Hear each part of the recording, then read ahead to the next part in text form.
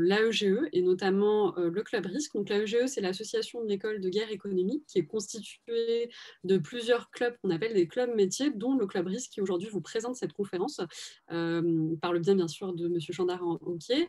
Alors nous, au Club Risque, on travaille majoritairement sur toutes les questions inhérentes au management des risques pour toutes les entreprises et tous les secteurs.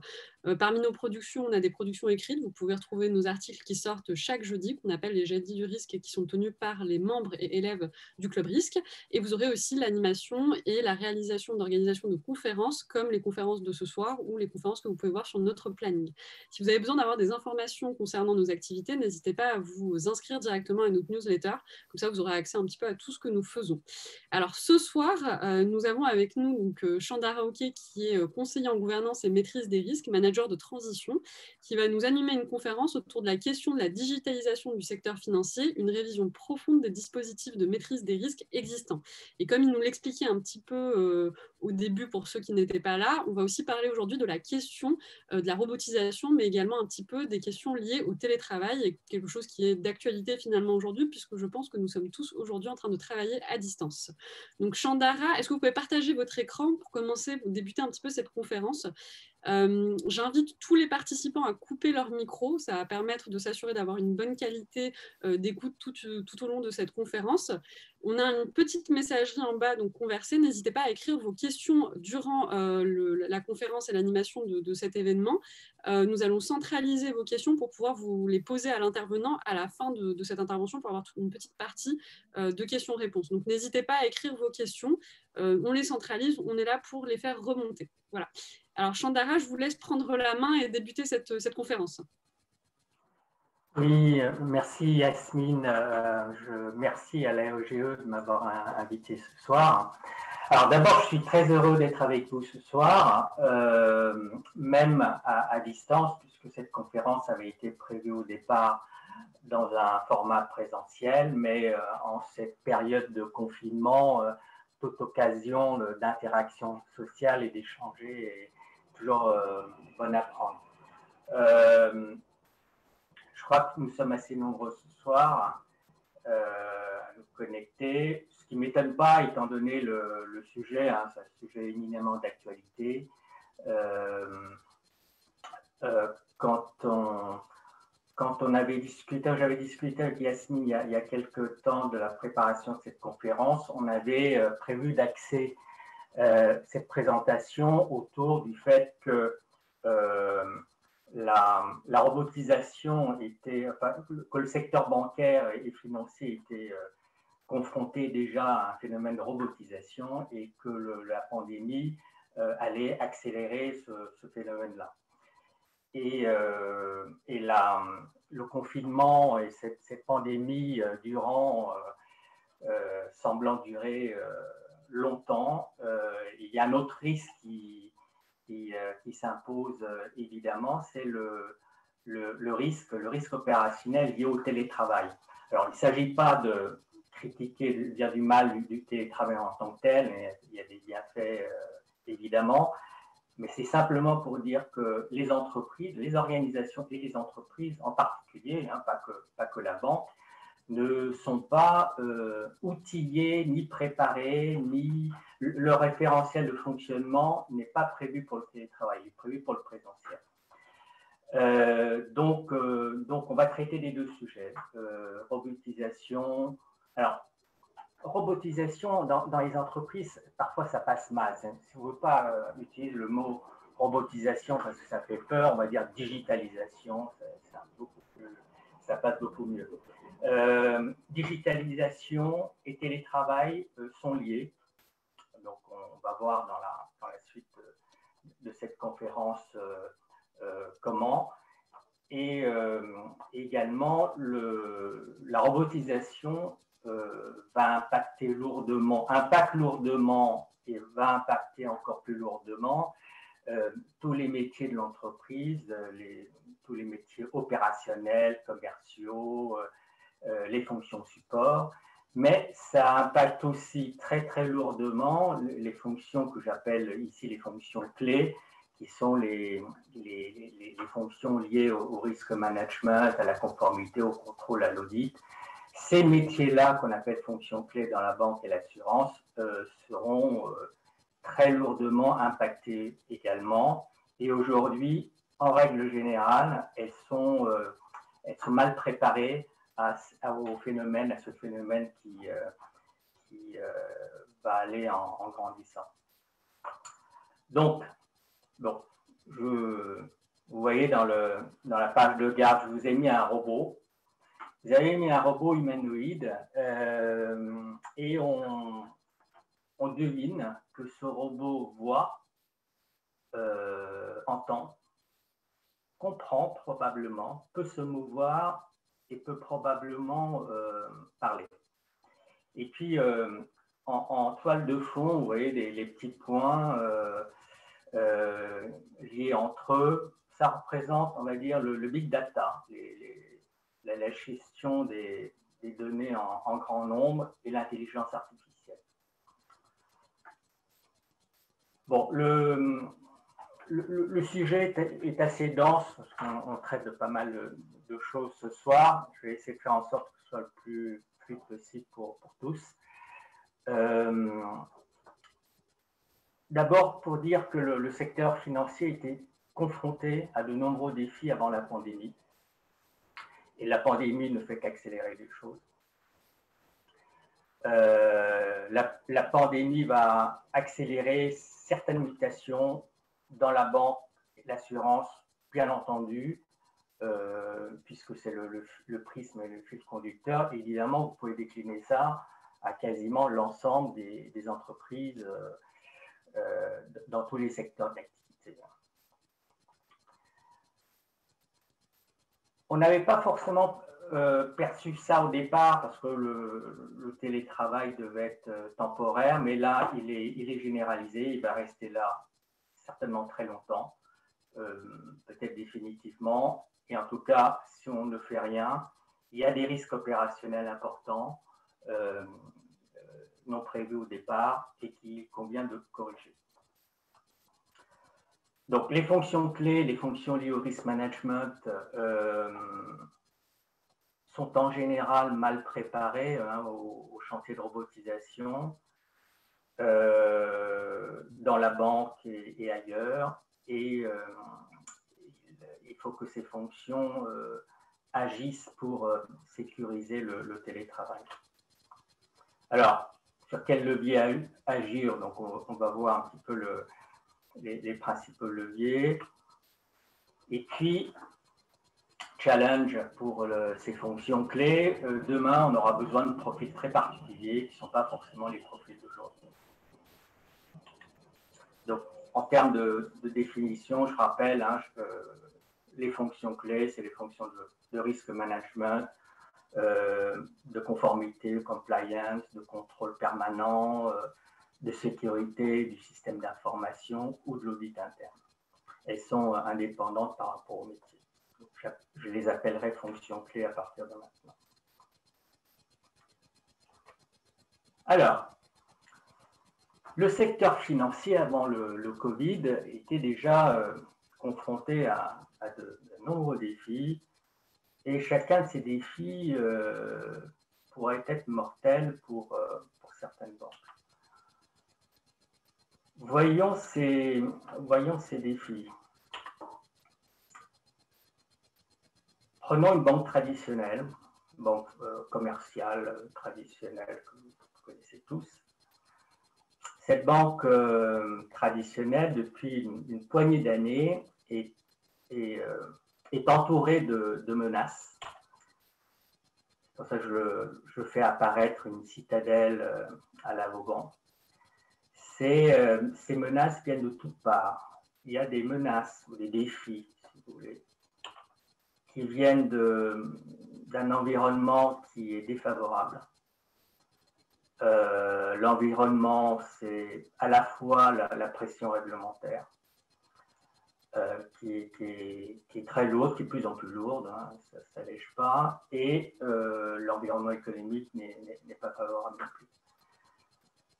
L'autre aspect, c'est l'attitude de la clientèle, pas du grand public, l'attitude du grand public vis-à-vis vis-à-vis du produit assurance a changé et a changé très vite. Donc, à côté de cet environnement défavorable, on a une concurrence, une nouvelle concurrence avec des nouveaux acteurs par le bas. Par le bas parce que ce sont des concurrents de petite taille, hein, qu'on appelle néobanques, issus des startups, fintech, healthtech. Je suis sûr que vous avez entendu parler. Ils sont très agiles et ils sont très innovants. Mais à côté de cette concurrence par le bas, il y a aussi une concurrence par le haut, par des très gros opérateurs de type GAFA, qui petit à petit investissent l'activité de paiement et l'activité bancaire. L'autre type de défi, c'est que, par la droite, c'est qu'il y a des produits alternatifs qui sont apparus, produits alternatifs qui pour l'instant, rognent un petit peu le business des banques traditionnelles, mais peut-être qu'au fil du temps, ça pourrait prendre une part plus importante du business. Et enfin, il y a la révolution technologique. Hein, c'est certain que les nouveaux concurrents, là, les néobanques, les grandes néobanques comme les petites néobanques, sont là grâce à la révolution technique, parce que ce sont des acteurs qui utilisent pleinement les nouvelles technologies. Donc, par rapport à tous ces défis qui sont très, très importants, on se posait déjà la question avant le Covid de ce que sera la banque de demain. Quel sera le modèle de banque de demain par rapport à ce qu'on connaît aujourd'hui. Alors, déroulons rapidement les différents défis. Donc, les défis concernant l'environnement qui est défavorable. D'abord, le comportement du public a changé. Hein, vous-même, vous l'avez vécu, vous y contribuez. Il y a les changements de consommation du public est très rapide. On consomme de manière différente la banque. Les agences bancaires physiques sont désertées. On utilise les services en ligne. On fait des ouvertures de compte à distance. Et puis on est moins fidèle. On est moins fidèle à sa banque. On a le choix. On peut changer très facilement. Et puis, il y a un phénomène général de recherche du prix et du low cost. Hein. La banque n'est pas différente des autres secteurs. Hein. Donc, ce qu'on constate depuis quelques années, c'est l'écartement de la consommation où on consomme beaucoup de low cost. Et puis, en haut de gamme, il y a une petite niche pour les prestations un peu plus poussées. Et puis au milieu, le milieu de gamme tend à se réduire. On trouve ça dans quasiment tous les secteurs d'activité. Donc les banques traditionnelles sont tirées vers le bas à cause de cette guerre des prix et cette tendance vers le low cost. Ce n'est pas le haut de gamme qui va, en tout cas en banque commerciale, qui va compenser. Et puis en plus, il y a une mauvaise image des banques et des entreprises d'assurance. C'est peut-être le secteur de l'activité qui a la plus mauvaise image. Ça a des impacts. Ça a des impacts parce ce qu'on acceptait avant en termes de prix notamment, on l'accepte moins et cette mauvaise image des banques se ressent aussi dans l'attitude des pouvoirs publics. L'environnement défavorable vient aussi des contraintes réglementaires. Vous savez que la banque, ces dernières années, subit des exigences prudentielles très importantes. Pour ceux qui sont un petit peu connaissent un petit peu la banque, vous avez entendu de Bâle III qui nécessite davantage de fonds propres et davantage de liquidités. C'est-à-dire que pour exercer la même activité de banque qu'avant, il faut qu'on immobilise plus de fonds propres et de liquidités. Donc ça pénalise le business. Il y a des exigences réglementaires de plus en plus importantes liées à la lutte contre le blanchiment. Il y a des réglementations liées à la lutte contre le blanchiment, le financement du terrorisme et ce qu'on appelle la protection des consommateurs qui alourdissent le process et qui limitent, qu'on le veuille ou non, l'activité. Il y a des bienfaits à lutter contre le blanchiment, il y a des bienfaits, bien entendu, à apporter des garanties, une protection des consommateurs, mais évidemment, c'est au détriment du volume de business. Et puis également, c'est à la fois une contrainte réglementaire et puis une voie vers l'amélioration. Il y a des textes réglementaires qui poussent à gérer autrement les données, à fiabiliser les données, avoir une piste d'audit plus importante qu'avant. Et en tant que tel, c'est aussi une bonne chose. Puis l'autre élément d'environnement défavorable économique, c'est les taux très bas, qui sont à 0, voire négatifs. Vous savez qu'une banque fait l'intermédiation, emprunte à un taux et reprête à un autre taux avec une marge. Si les taux d'intérêt sont à 0, les marges sont laminées. Et si les marges d'intérêt sont laminées, ben, il faut également d'argent, il faut trouver l'argent ailleurs que dans la marge d'intérêt. Donc ce taux d'intérêt à 0, à long terme, c'est très mauvais pour l'économie et à court terme, c'est très mauvais pour les banques. Alors, la concurrence par les nouveaux acteurs qu'on va appeler néobanques, qu'on appelle néobanques en général. Les néobanques font quoi depuis un certain nombre d'années? Ça a commencé autour des années 2010 et ça s'est accéléré depuis 2-3 ans. Eh bien, elle propose des services liés au paiement. Et ces services liés au paiement étaient l'apanage des établissements de crédit, des banques traditionnelles, mais la réglementation européenne permet aujourd'hui à des nouveaux acteurs d'entrer sur le marché et à proposer des paiements. Vous-même, vous en utilisez peut-être sur vos smartphones. Alors, bien sûr, ils proposent des paiements et captent la valeur ajoutée, le revenu à la place des banques traditionnelles. Alors, quels sont ces néobanques? Par le haut, on va commencer par le haut, les plus gros. Ben, les plus gros, c'est les GAFA, tout simplement. C'est nos GAFA qu'on connaît tous, américains, mais aussi chinois. N'oubliez pas les Chinois qui sont aujourd'hui en termes de volume sur ces activités-là, sont plus gros que les GAFA américains. Alors, c'est Apple Pay, Google Pay, Google Wallet, Alibaba, Alipay, le réseau social WeChat Pay, Amazon qui va lancer la crypto-monnaie Libra. Et donc, le potentiel développement des GAFA sur les paiements, pour l'instant, ce n'est que le début. Le potentiel n'est pas entièrement exploité.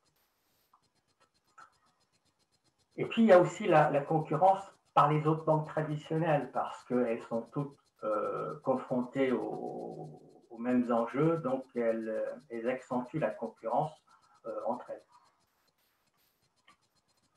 La concurrence par le bas, c'est les petites néobanques. Start-up née il y a une poignée d'années, qu'on appelle des fintech ou des regtech. Reg, c'est regulation tech. Ce sont des petites pépites qui ont des structures de coûts très légères, qui sont très agiles, qui sont très à l'aise dans les nouvelles technologies et la communication en ligne. Donc, ce sont les pendants des grandes néobanques. Et donc, ces petites fintechs-là travaillent pour elles-mêmes, mais proposent aussi des services aux autres, y compris aux banques traditionnelles. Les autres défis de la banque, donc, il existe aujourd'hui des produits alternatifs qui commencent petits, mais qui se développent un petit peu. Je vous cite simplement le financement participatif, le crowdfunding,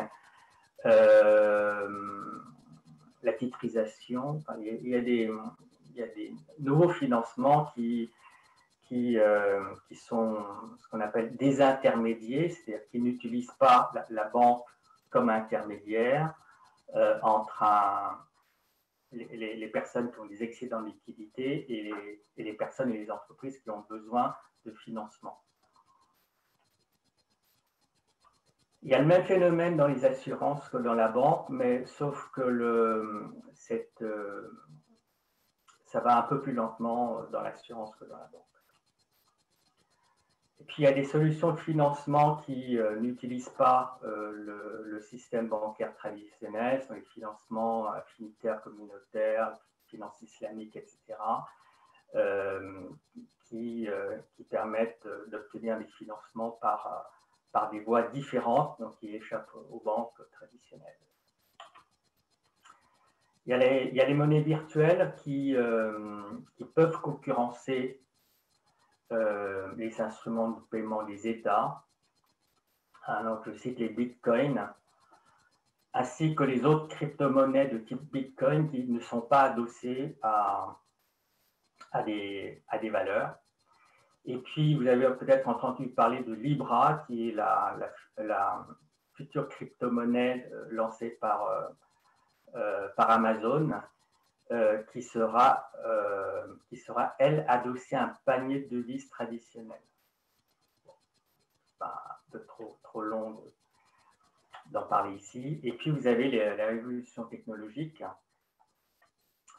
Il y a des technologies récentes qui permettent des nouvelles solutions, notamment autour de la robotisation. On va voir un exemple tout à l'heure, une illustration. C'est, on va dire, l'intelligence artificielle et le big data.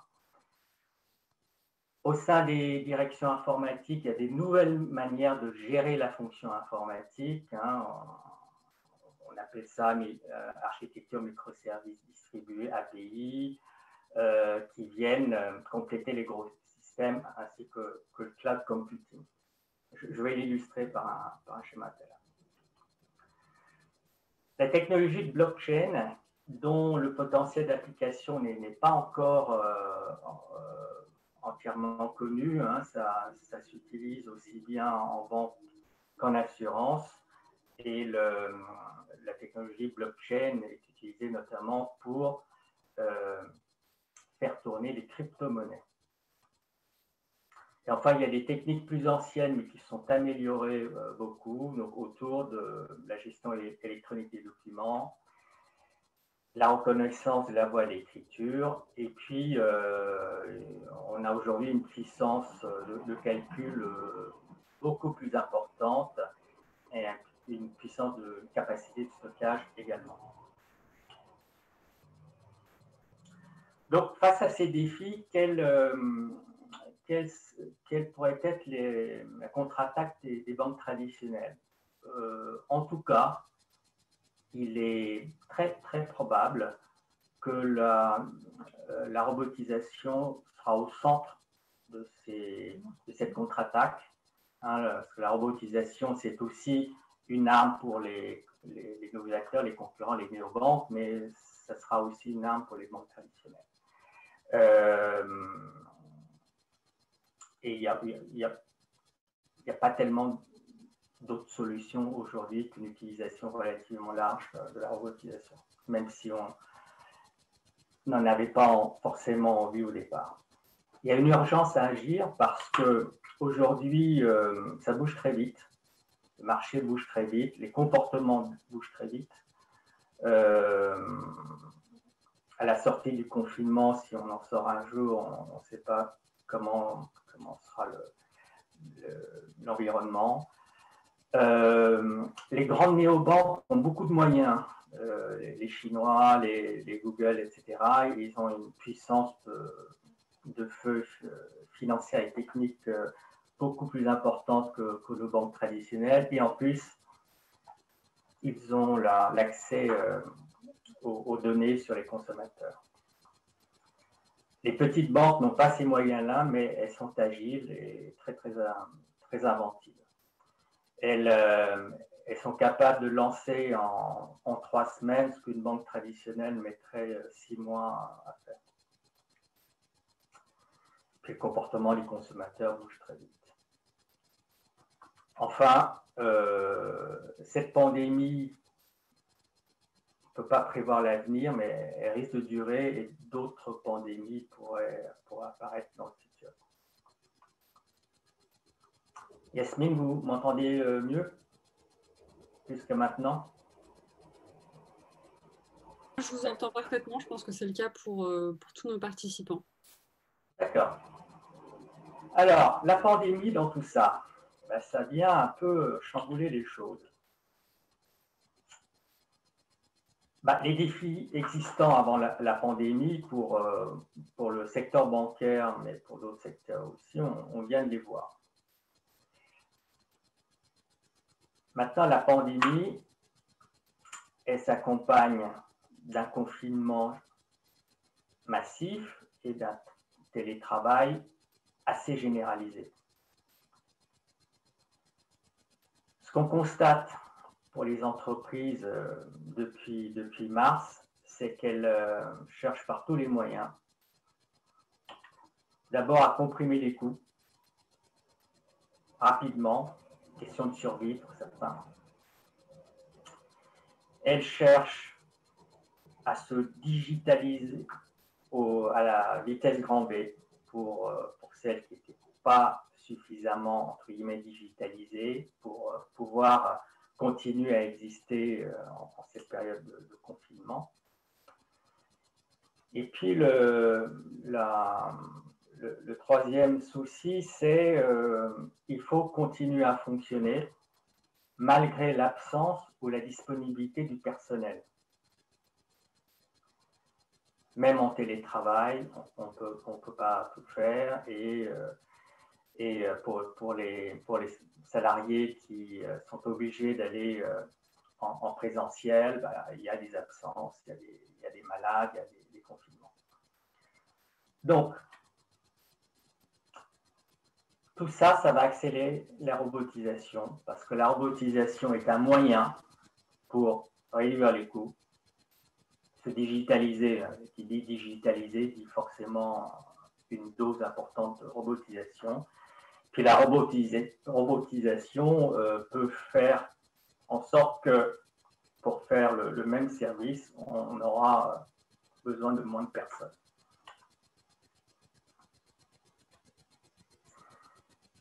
Et enfin, cette pandémie qui dure, qui fait que le télétravail génère des risques opérationnels qu'il convient de corriger très vite. Hein, si la pandémie en elle-même a un impact, l'impact de la pandémie, c'est plutôt des impacts économiques. Par contre, l'impact du télétravail généralisé, c'est un impact de type risque opérationnel.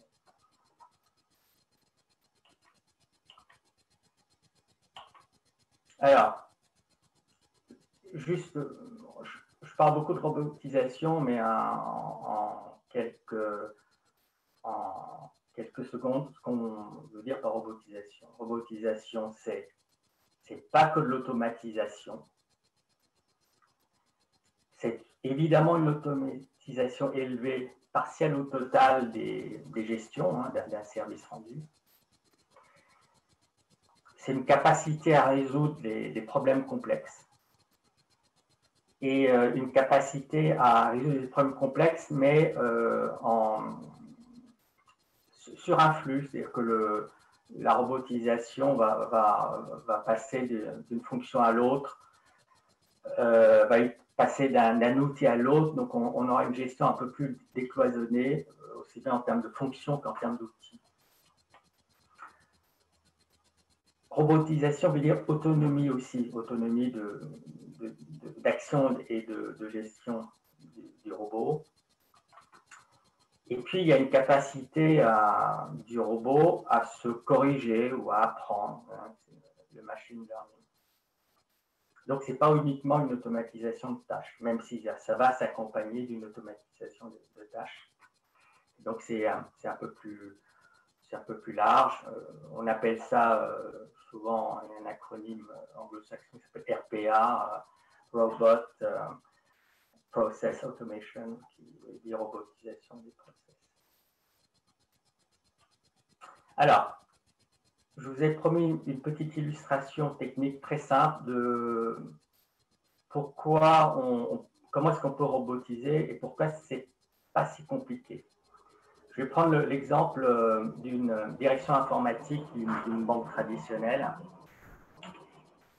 en caricaturant à peine un système informatique d'une banque traditionnelle et au-delà de la banque, c'est les gros systèmes.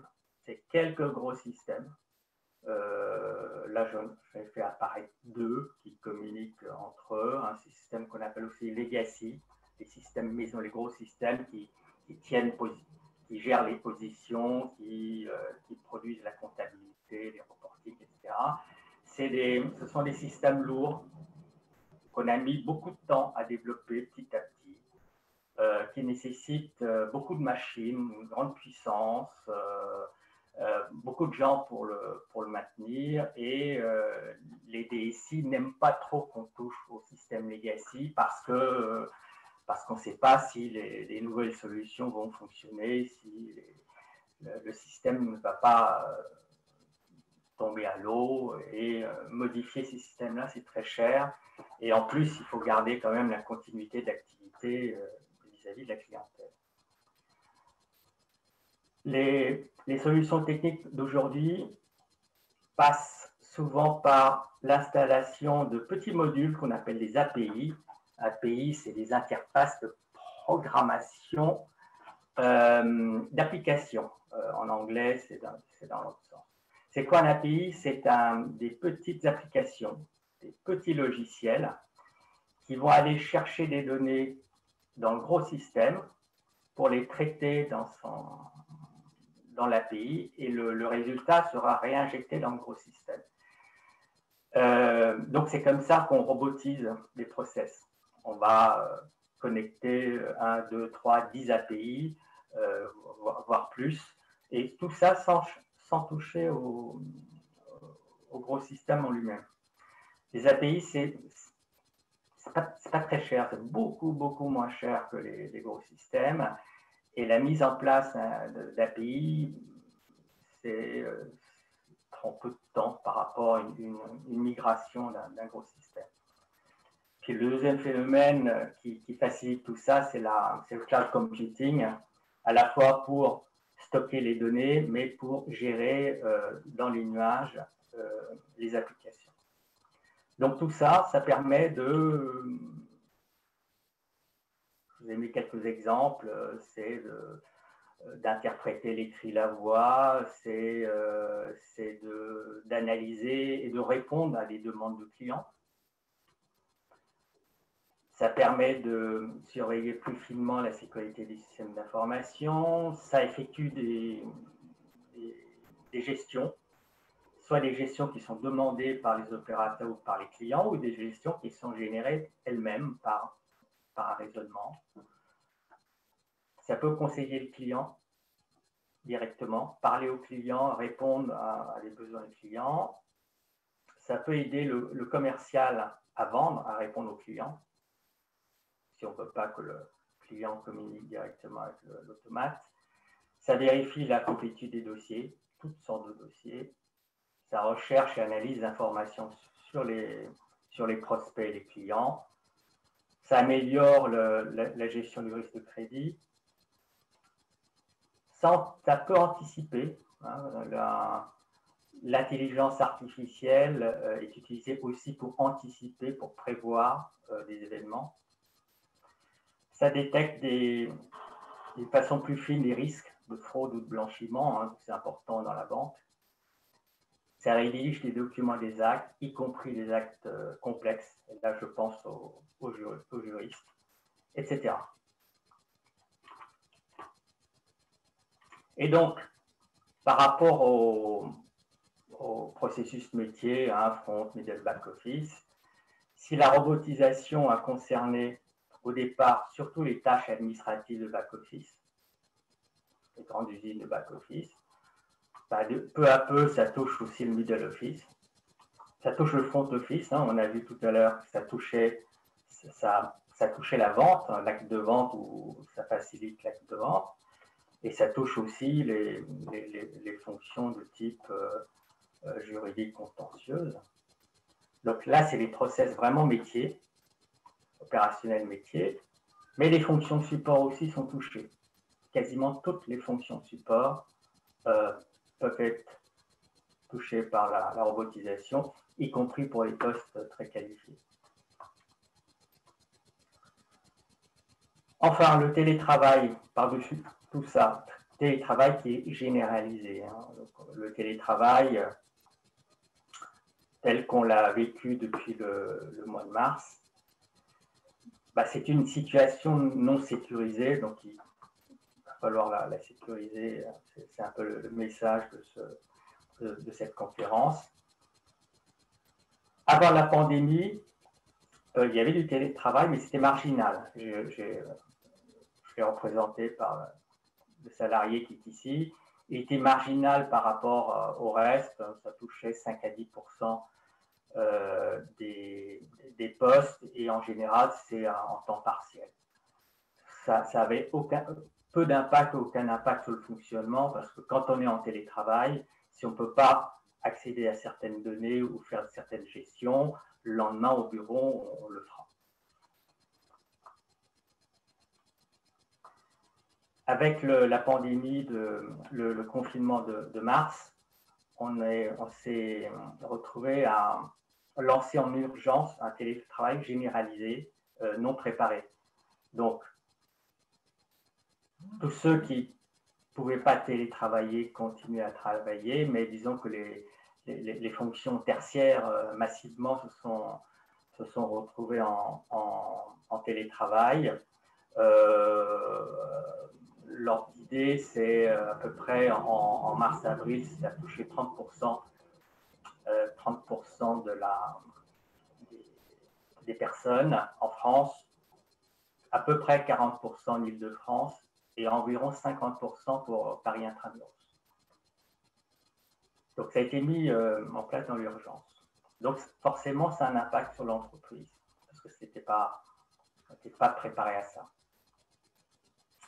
Donc, ici, le message, c'est que le référentiel, enfin les référentiels de l'entreprise, c'est-à-dire ses process, ses standards, ses procédures, ses coutumes, parce que tout n'est pas forcément procéduré, les sécurités ici ne sont pas prévues pour ça. Ils sont prévues pour le présentiel.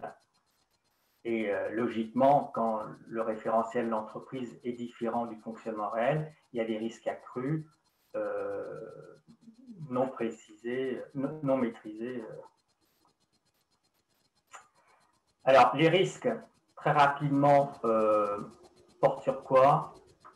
À court terme, ça porte sur une sécurité, ça a des impacts sur la sécurité du SI. Travailler à distance dans un environnement, SI qui n'a pas été prévu, forcément, on a pris des biais, on a pris certaines libertés par rapport aux règles qu'on avait avant.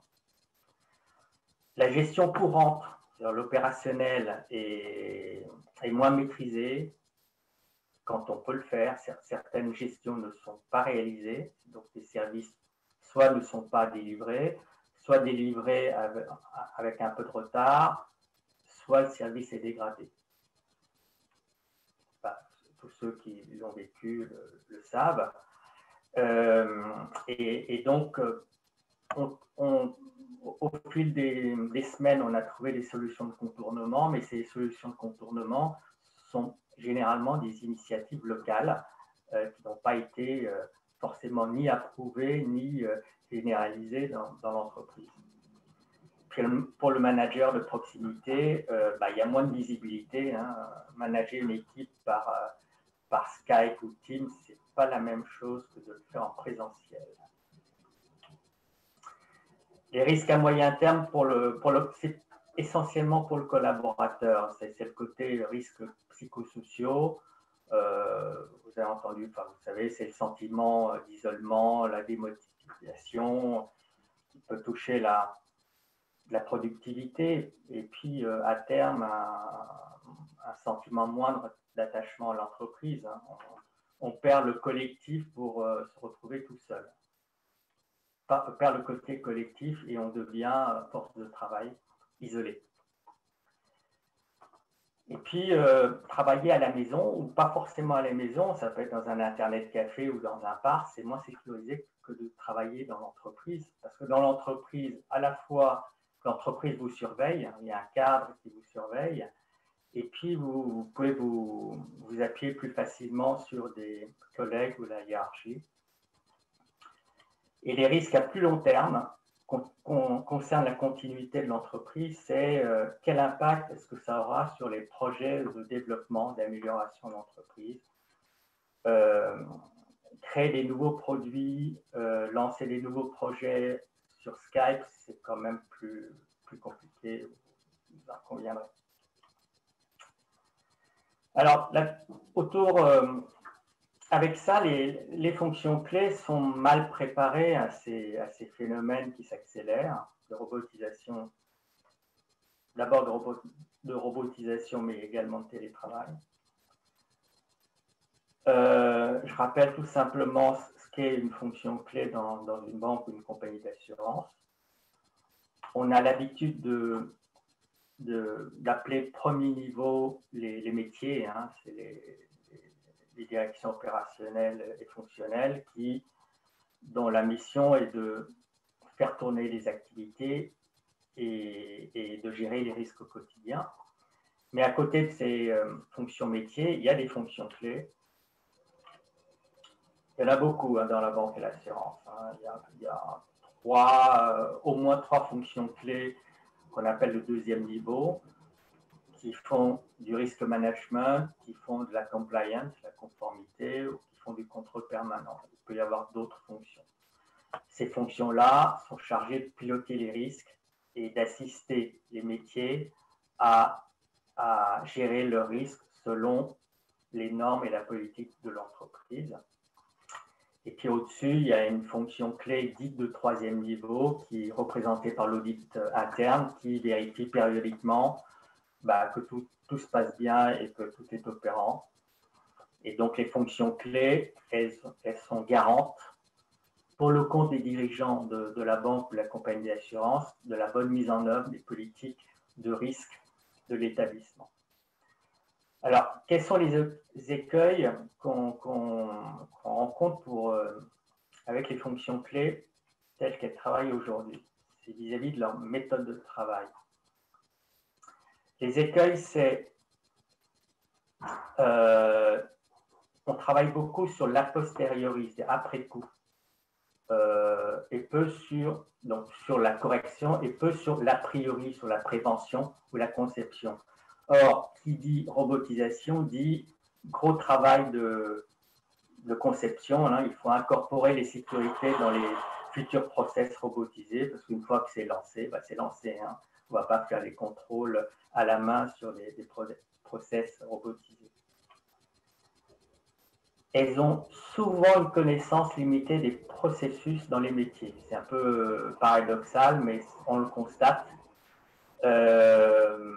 Donc, elles connaissent relativement mal le fonctionnement sur le terrain et les contrôles qui sont mis en place aujourd'hui. Donc, elles vont être pénalisées demain lorsqu'il faudra participer à des chantiers de robotisation en vue d'une digitalisation. Puis, dans leur méthode de travail elle-même, c'est des méthodes quand même assez manuelles, avec peu d'outils. Enfin, on utilise des outils assez sommaires. Donc, on fait des vérifications manuelles, des sondages aléatoires, des échantillons réduits, peu d'indicateurs pertinents, des notations de crédit, puisqu'on est dans la banque, on constate un petit peu le défaut, il n'y a pas tellement de prédictif. Et donc, son efficacité qui, aujourd'hui, déjà parfois discutable, demain sera beaucoup plus réduite. Enfin, autre écueil aussi, une culture en matière informatique et de nouvelles technologies qui est pas suffisante. Et une maîtrise, une connaissance des données de l'entreprise, hein, les données au sens data informatique qui est pas assez forte. Et puis les fonctions clés elles-mêmes, vous avez vu, il y a au moins 4 fonctions clés. Dans la réalité, il y a 5-6 hein, selon les banques. Elles fonctionnent souvent seules, en silo, avec peu de coordination entre elles. Insuffisamment, en tout cas. Et au final, c'est une posture, elles ont une posture un peu statique, alors que qui dit évolution, robotisation, etc., dit plutôt proactivité, réactivité.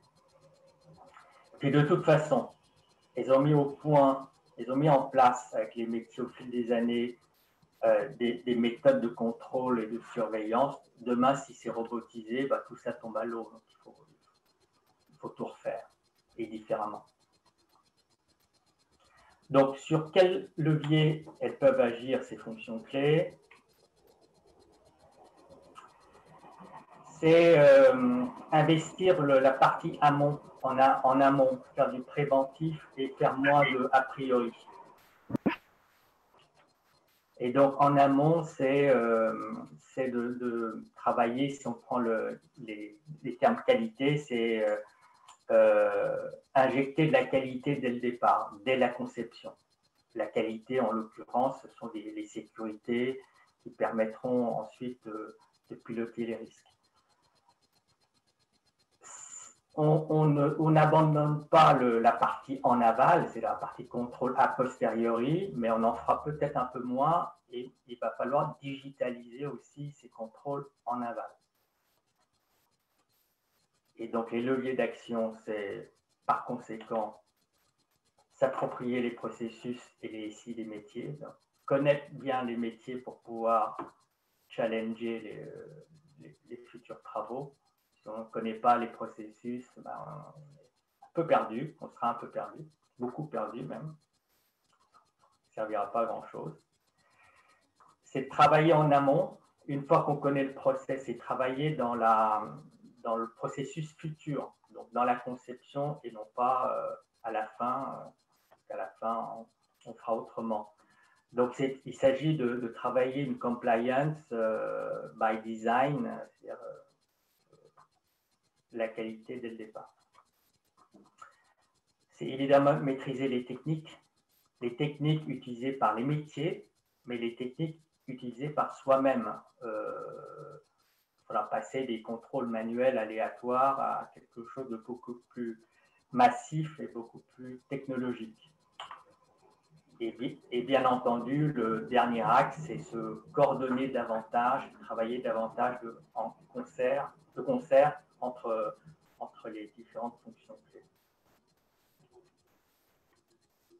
Donc, les grands chantiers par rapport au télétravail et à la robotisation, c'est déjà important de cartographier les métiers aujourd'hui pour faire la différence entre ceux qui ne peuvent pas télétravailler, ceux qui peuvent télétravailler et à quelles conditions, et ceux qui peuvent en partie télétravailler et selon quelles conditions et de quelle manière. C'est de réviser ensuite le processus des métiers pour intégrer et sécuriser le télétravail. Et puis en faisant ça, on peut peut-être considérer ça comme une étape vers une robotisation future, parce que le fait d'adapter les processus de l'entreprise à un travail à distance, pour moi, c'est une étape préalable éventuellement à faire plus. Et qui dit digitalisation de l'entreprise, dit aussi digitalisation des fonctions clés. Il va falloir qu'elles fassent un peu leur évolution aussi. Et enfin, je termine en quelques mots par rapport à ça. Quel profil attendrait-on des collaborateurs de la gestion des risques demain? Pour l'auditeur interne, le contrôleur, le compliance ou le risk officer. Il y aura certainement des équipes moins nombreuses, hein, comme pour le reste de l'entreprise, mais une équipe moins nombreuse mais plus pointue, avec pour chacun une très bonne connaissance des processus métiers dont il a la charge, plus les périmètres qui sont voisins. On ne peut pas travailler en silo. Il faut savoir ce qui se passe avant et ce qui se passe après. Une bonne maîtrise des données de l'entreprise, hein, la data, parce que c'est un peu la matière première. Une culture informatique et des nouvelles technologies. Il ne s'agit pas d'être des experts en informatique, mais il faut savoir discuter et challenger les experts en ce domaine, et puis les métiers également. Il faut travailler en amont et moins en aval, savoir discuter avec les différents acteurs autour de ça, être réactif et communicant. Et puis, c'est un peu difficile à obtenir, il faut être à la fois pointu dans son domaine, donc en termes de technicité, mais aussi bon en transversalité. Donc, il faut être à la fois spécialiste et généraliste. Un peu le mouton à 5 pattes. Et donc, c'est une transformation lourde pour ces fonctions clés, et je dirais même philosophique. Hein, on va travailler vraiment différemment, avec des objectifs différents demain par rapport à aujourd'hui. Et les fonctions clés elles-mêmes doivent cibler, tendre vers une configuration, je dirais, un peu digitale. Comme la mutation n'est pas facile et complexe, il faut l'engager dès maintenant. Voilà. J'espère que je n'ai pas été trop long, j'ai dépassé un petit peu le temps imparti. Je pense que vous étiez bien dans les temps. Mais écoutez, Chandara, déjà, nous vous remercions pour cette présentation qui était assez intéressante. Moi, j'ai beaucoup apprécié. Je pense que ça a été le cas aussi de nos participants, parce qu'on a déjà quelques questions. Donc, je propose de passer à la partie questions-réponses. Alors, je vais vous les poser. Certaines sont un peu longues parce qu'elles sont suivies d'un commentaire pour, je pense, introduire la question. Je vais commencer par une question qui a été posée par Lucie. Et donc, je lis le message. Par expérience, les fonctions de type audit interne travaillent déjà largement sur la base des processus et des risques de design. Ils ont cependant beaucoup plus de mal à convaincre les opérationnels de la réalité de ces risques souvent difficiles à évaluer, probabilité, impact, ce qui explique qu'ils concentrent plus leurs findings sur le cas identifié a posteriori, beaucoup plus efficace pour susciter une réaction des opérationnels et du management. Comment mieux convaincre des risques sur la base du design quand on ne peut pas quantifier? Alors, d'abord, je suis d'accord pour dire que au sein des fonctions clés, l'audit aura moins de problèmes à s'adapter, le troisième niveau, que le deuxième niveau. Parce que s'il fallait classer le challenge par l'intensité de challenge, c'est plus challenging pour les personnes qui sont là, dans le risk management, le contrôle permanent et la conformité. Et Donc, la question, c'est comment convaincre les métiers quand on peut difficilement mesurer les impacts, c'est ça? C'est ça la question?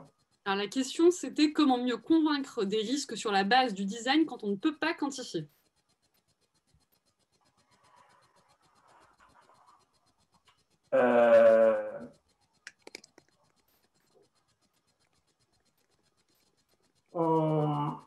Aujourd'hui, on pilote les risques, aussi bien les risques quantitatifs, hein, les risques de crédit, de marché, si je prends l'exemple de la banque. Bon an, mal an, on sait où on en est. Sur les risques opérationnels, c'est là que c'est difficile. Les risques opérationnels au sens très très large. On a du mal, on aura du mal à mettre un montant, c'est un impact en cas euros sur un process, sur les risques latents d'un process. Par contre, on sait quand ça se dégrade et on perçoit quand ça s'améliore. Donc, on ne va pas forcément travailler sur une base quantitative chiffrée, hein, ce n'est pas une équation. Par contre, on sait comment on fonctionne aujourd'hui, on sait à peu près quelle est l'importance du risque opérationnel. En tout cas, il ne faut pas que ce soit plus important demain lorsque les process seront différents. Et les contrôles qu'on met à la fin du process, il va falloir le concevoir dès le départ et le distiller dans chaque étape du process. Merci. Alors, je vais vous poser une seconde question qui a été posée cette fois-ci par Toufik Berama. Les métiers premier niveau robotisent de plus en plus leur processus. Qu'en est-il des fonctions clés, risque opérationnel et conformité, comme exemple? Auriez-vous des exemples de robots déjà mis en place dans ces fonctions? C'est un des challenges des fonctions clés parce qu'en fait, les métiers sont partis devant. Des projets, des tests, enfin plus que des tests, des projets sont mis en place à la demande des métiers. C'est plutôt les métiers qui sont motrices, qui sont moteurs, pas tellement les DSI. Les DSI sont plutôt assez conservateurs là-dedans. Et ces tests et ces premières robotisations ont été faites souvent avec une participation pas suffisante des fonctions clés. Alors, au sein des fonctions clés, qu'est-ce qui existe aujourd'hui, qui va se développer demain? C'est déjà, par exemple, la cotation des risques de crédit, avec une dose de prédictivité. C'est-à-dire que l'utilisation de big data et d'intelligence artificielle permet d'anticiper davantage un défaut demain et non pas le défaut qu'on a déjà vécu. Parce qu'aujourd'hui, les notations constatent ce qui s'est passé. Ça, c'est un premier point. Dans les risques opérationnels, des outils existent déjà depuis quelques années pour repérer des cas de fraude et des cas de blanchiment. Charge ensuite aux personnes physiques, aux humains d'analyser et de prendre des décisions. Mais l'intelligence artificielle, le machine learning et le traitement de masse de données et la prise en compte de ce qui s'est passé auparavant leur permet de sortir des opérations atypiques plus pertinentes, notamment en anti-fraude et en anti-blanchiment. Il faut le développer. Hein. Merci Chandara. Une autre question a été posée cette fois-ci par William qui vous demande, donc on parle de retard dans la transformation digitale des sociétés, alors qu'à mon sens, beaucoup d'entreprises se sont engagées dans la transformation digitale. Vous tirez donc ces constats de quel exemple de société sur la place actuellement? Là, j'ai pris comme exemple un secteur qui est plutôt en retard, qui est le secteur financier. L'industrie a automatisé et robotisé depuis très longtemps. L'industrie manufacturière, si on prend l'automobile, on n'a pas attendu la période actuelle. Par rapport à ces métiers industriels très processés, la banque est très en retard, reste assez manuelle dans son fonctionnement.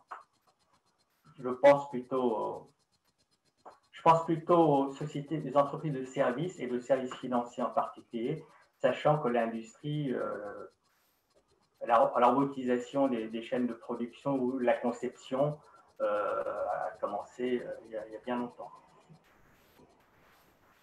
Parfait. Notamment quand je pense à la conception, je pense aux avions, au logiciel de conception des avions, le CATIA là, par Dassault Systèmes, qui existe, qui est amélioré au fil de l'eau depuis pas mal de temps. Merci Chandara.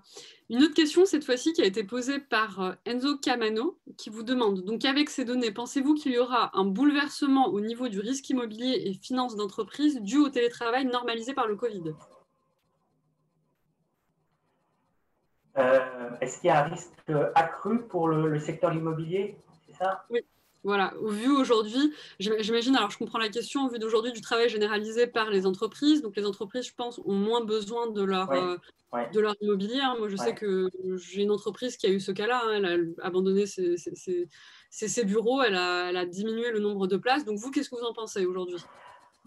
Déjà, au-delà de ce que j'en pense, les sociétés immobilières, les SCPI qui gèrent le patrimoine de bureaux et de magasins, on ressent déjà l'impact de la baisse de la demande. Et si vous êtes porteur de part des CPI, hein, au lieu que ça rapporte chaque année 4,5%, attendez-vous à ce que ce soit plus bas, bien entendu. La demande immobilière se ressent déjà par la baisse de la demande. Et des projets de construction de nouveaux sièges. Merci. Alors une autre question, cette fois-ci posée par Zineb. Quels sont les enjeux liés à la migration technologique et le conservatisme au sein des grandes banques?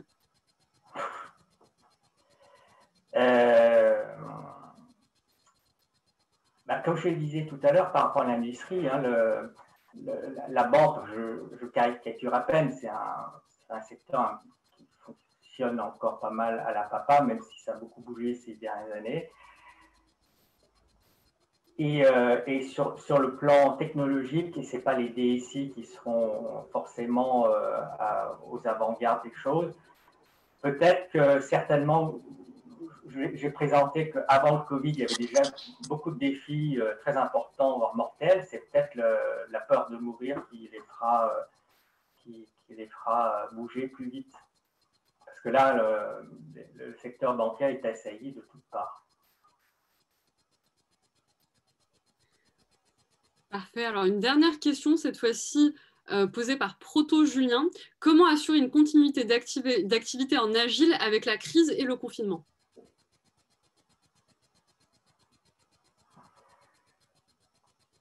Alors c'est difficile. Alors, par rapport au télétravail, donc aujourd'hui, on télétravaille avec des process du présentiel. C'est-à-dire qu'on accumule du risque opérationnel, donc certains sont connus, d'autres pas connus ou pas mesurables. Je pense que la première priorité des fonctions clés, pas que les fonctions clés, mais aussi d'autres directions, DSI, la DRH, etc., c'est justement de cartographier et d'adapter les processus très rapidement au télétravail pour sécuriser. Parce que sinon, déjà pour gérer le court terme, le long terme, c'est-à-dire la capacité à les risques psychosociaux et la capacité de l'entreprise à innover dans le temps en télétravail, on a un peu plus de temps. Il faut gérer vraiment le court terme. Il faut faire en parallèle. Hein, Et un mot aussi sur le mode de télétravail aujourd'hui. Là, depuis, après le déconfinement, beaucoup d'entreprises mélangent un peu de présentiel et du télétravail. Bon, dans les banques, on perçoit on voit que les gens qui sont dans les fonctions centrales, avant le reconfinement d'octobre, là, travaillaient au bureau 2 jours et à la maison 3 jours, et à des dates différentes. Ce qui est important, si on travaille 2 jours au bureau, c'est que tout le monde soit là, justement, pour interagir entre les personnes, parce que si les gens viennent quand ils veulent, chacun selon ses désirs, selon les besoins, on n'aura jamais tout le monde au même endroit et on ne pourra pas lancer ni gérer ces chantiers qui ont besoin de collectif. Donc, on a besoin de quelques jours de travail pour le long terme, quelques jours de travail au bureau, mais tous ensemble. Parfait, Chandara. C'est paradoxal parce que ça va occuper tous les mètres carrés des bureaux, mais bon, opérationnellement, c'est comme ça ce qui se passe. Écoutez, je vous remercie Chandara pour ces réponses. Je vous remercie également pour la conférence que vous avez tenue ce soir qui a été très intéressante. Beaucoup des participants ce soir nous ont demandé s'il y avait un replay, donc je confirme bien, il y aura un replay. Vous pourrez revoir, si vous le souhaitez, cette intervention la semaine prochaine. J'ai aussi quelques demandes. On m'a demandé s'il était possible de transmettre le PowerPoint. Chandara, est-ce qu'on peut transmettre le PowerPoint ? Je vous transmettrai le PowerPoint pour diffuser. Parfait. Donc, ceux qui en ont l'envie ou le besoin, n'hésitez pas à revenir vers moi par mail. Hein. Vous avez le mail normalement sur le site de l'AEGE. Et je vous transférerai donc la présentation. Donc, je vous remercie encore, Chandara, pour cette présentation, le temps que vous nous avez accordé ce soir. Je remercie également les participants qui nous ont rejoints ce soir. Sachez que Chandara Hockey sera également présent au mois de mai lors de notre édition du Risk Day. Donc, le Risk Day qui est une journée autour de la gouvernance des risques. Vous aurez dessus 25 interventions, donc des conférences et des ateliers toujours autour des questions des risques.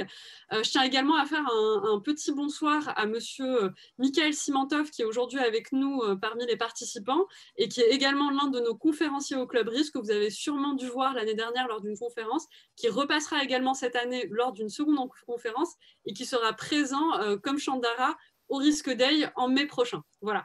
Je vous remercie encore pour votre participation ce soir et je vous souhaite une excellente soirée. Au revoir. Merci pour votre attention. Merci à tous.